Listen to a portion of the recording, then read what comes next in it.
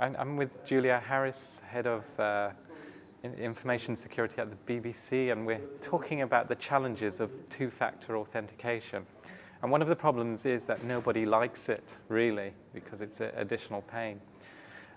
I've come across a company who has actually got employees who enjoy using it because they've actually turned this card that helps people log onto their computers. It's also their building access card, and they have money on it for use in the canteen. What are the challenges of getting this kind of technology working?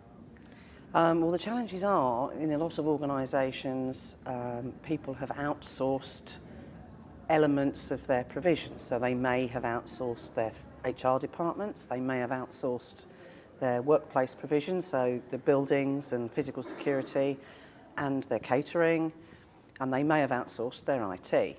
So you're sitting there you're wanting to create one card that has all this functionality on it, but you've got 3 different organisations operating under 3 different contracts, or 4 different contracts if you've got separate catering and building security and your IT provision. So it's all around how do you make that work between the different organisations. It's a little like herding cats. I mean, once you've done it, once you've got the card with everything on it, because that card's got money on it, people have a very different attitude to it. You know, your building pass or whatever is a kind of a blasé thing. It's like, I need it to get through the gates, but I can always get through if I haven't remembered it. And you know, logging onto your computer, they probably still have to have a PIN, but it doesn't change. So they have one PIN like they have their PIN for their bank card. They're fine, they can manage that. But once it's got money on it, it becomes a much more personal thing, and the user is quite.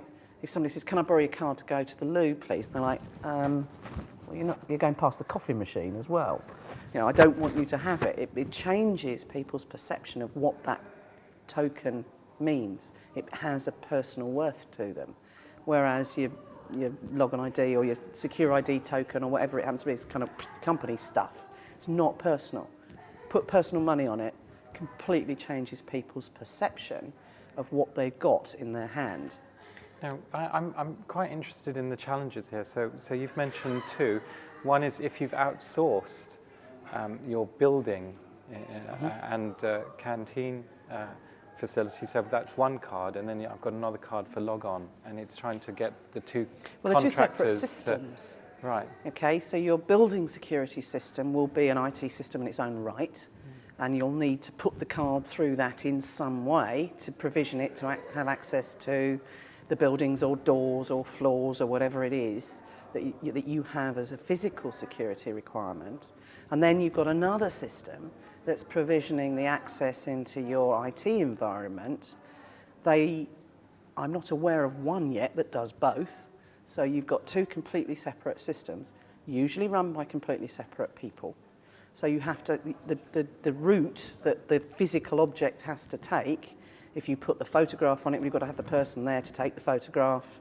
Then that goes through, gets printed and created, dependent on whether you've selected that the physical security starts the process or your logical security starts the process.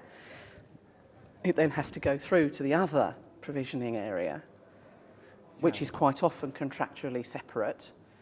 So it takes longer to get someone into the building. It may then have to go through yet another system in order to get the money put onto it, or to verify that you are who you are, if the company gives a little gift as a starting present, or whether the user has to immediately go to a machine and shove a tenner in it, or whatever is going to be done. And that's quite complex, whereas before, you know, those 3 processes could happen in parallel. It's much more difficult. You've actually got something physical that's going to have to travel through all of those processes. So that would take a lot of time to resolve. And I think another challenge you mentioned was who pays for it? Which budget does it come out of? That's right. And how do people deal with strategies like that? Is that very political? Or? It's obviously very political in any organisation. They'll have created their budget. So you've got your physical security budget. You've got your logical security budget, especially if you're moving to use smart cards. Users don't want multiple cards. You don't want a big fat thing hanging around your neck where you look, oh, I want to go into the canteen now, so I've got to take that card out, and I want to access my computer, so I want to take that card out. The technology is there for all of those things to be on one card, no matter sort of what proximity device or actual touching device. So that there are ways to make this work, but it means that you've got to be very sure about what you're going to do, and you've got to negotiate to say, okay, well you've got X thousand pounds in that budget, we want to nick some of that and put it into this budget. And people, organisations, people in those power don't like giving up their budgets. Who does? Yeah. We're already getting them sliced enough. So when somebody else comes along and says, hey, I want to nick that bit of your budget, it's not a popular thing to do. Julia, thank you very much for You're your welcome. thoughts. Hello everyone, my name is Ben Chai. I'm the editor for securityvibes.com. If you've enjoyed this video or have any other comments to make, please do fill in the comment boxes and let us know what you think. Thank you.